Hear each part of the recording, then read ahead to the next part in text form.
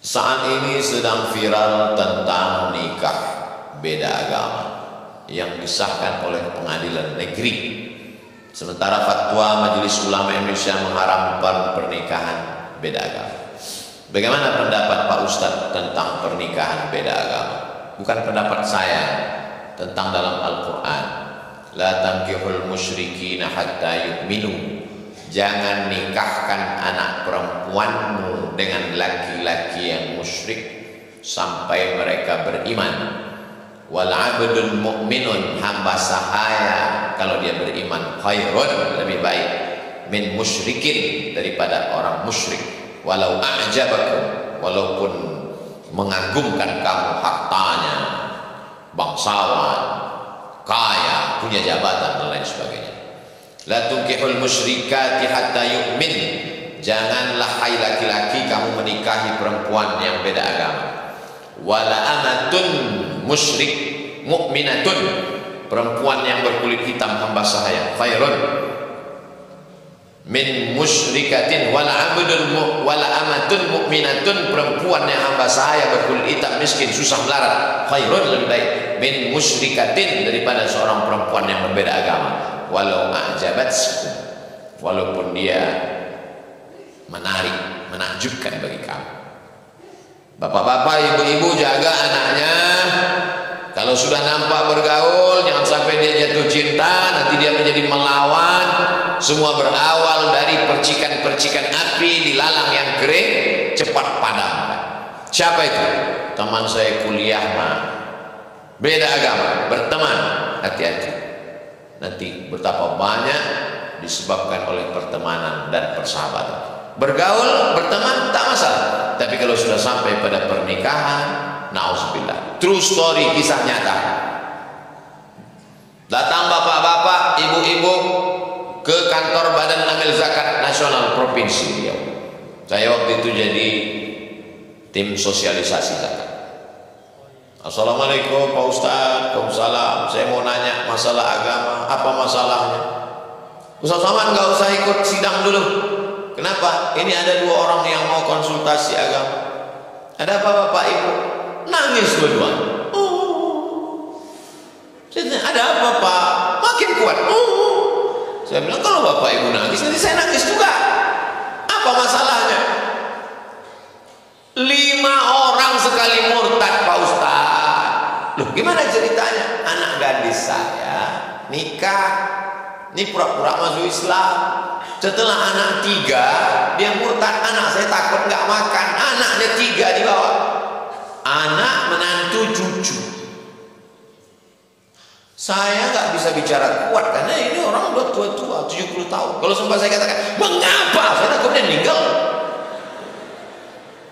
Akhirnya saya bilang, ibu bapak doakan pulanglah ke rumah, karena nasi sudah jadi tai ayam. Udah 5 orang murtad, bapak ibu masih cerita bubur juga lagi. Jaga anak keturunan kita, jaga. Lihatlah berapa banyak artis-artis yang murtad karena pernikahan, karena pacaran, karena pergaulan. Allah akan menjaga bumi, kepulauan Buton, insya Allah. Masukkan anak-anak dengan komunitas dakwah.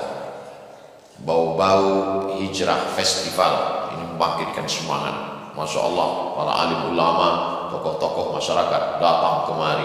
Tidak sampai berbulan-bulan. Pekan lalu ada ustaz, pekan lalu ada ustaz. Semarakkan terus dakwah supaya terjadi akidahnya, insya Allah.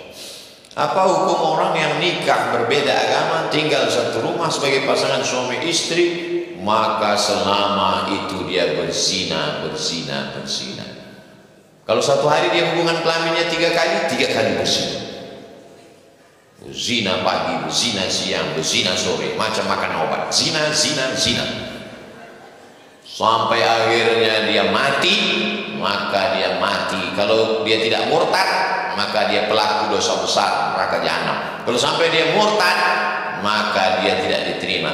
Wa may yabtaghi ghairal Islam, siapa yang tidak Islam, falan yuqbala minhu, dia tak akan diterima Allah. Wa huwa fil akhirati minal khasirin, di akhirat termasuk orang yang rugi. Maka bertaubatlah kepada Allah SWT. Tapi kemudian setelah anaknya besar, dia sadar, dia taubat, lalu kemudian dia bersyahadat, balik ke Islam, diterima. Lalu kemudian dia tidak pernah murtad, hanya sekedar berzina, dia tinggalkan istrinya yang tak Islam atau dibawanya masuk Islam. At-taibu minadz dzambi kama la dzambalah. Orang yang bertaubat sama seperti tak berdosa. Dia ajak istrinya masuk Islam, anaknya semua masuk Islam. Oh, bagus sekali. Mu'allaq semuanya, ulang dari nol. Yang ulang dari nol itu dua, mu'allaq sama pom bensin Pertamina. Ulang dari nol ya Pak. Bapak Ibu yang dimuliakan Allah Subhanahu wa taala. Yang pertama kali yang paling penting adalah aqidah.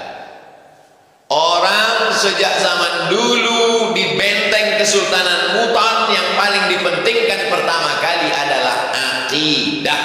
Dari mana Ustaz tahu aqidah? Karena masjidnya dibuat pengurus simbol kelembagaan masjid 20 orang. Karena aqidah Ahlus Sunnah wal Jamaah 20 wujud, qidam, baqa, mukhalafatul hawadits, qiyamu bi nafsihi, wahdaniyah, qudrat, iradat, ilmun, ayat, sama, basar, kalam, sifat 20. Itu menunjukkan mereka sultan-sultan dulu, mufti-mufti dulu, ulama-ulama dulu, nenek moyang orang kepulauan Kesultanan Buton. Yang pertama kali mereka pentingkan adalah aqidah, aqidah Islam, aqidah Ahlus Sunnah wal Jamaah. Mudah-mudahan kita sampai anak cucu kita sampai hari kiamat tetap dalam aqidah la ilaha illallah Muhammadur Rasulullah. Wallahu a'lam. Rasulullah sangat benci pada sahabat yang berbohong, walaupun itu hanya candaan, prank. Tapi kenapa ketika sahabat Nabi Ukasha melakukan kebohongan, tidak memarahinya, berkata, dengarlah kamu sekalian, sekiranya kamu hendak menjadi dosa orang ini. Pertanyaannya, apakah karena kecintaan kita kepada Nabi kita bisa berbohong walaupun prank karena sahabat Nabi melakukan kebohongan? Tidak ada sahabat Nabi yang pernah berbohong. Jadi kalau ada cerita-cerita, maka kita mesti cek and recheck. Man kadzdzaba alayya muta'ammidan, siapa yang berdusta kepadaku secara sengaja, falyatabawwa maq'adahu minan nar, maka siapkanlah tempat duduk dari neraka.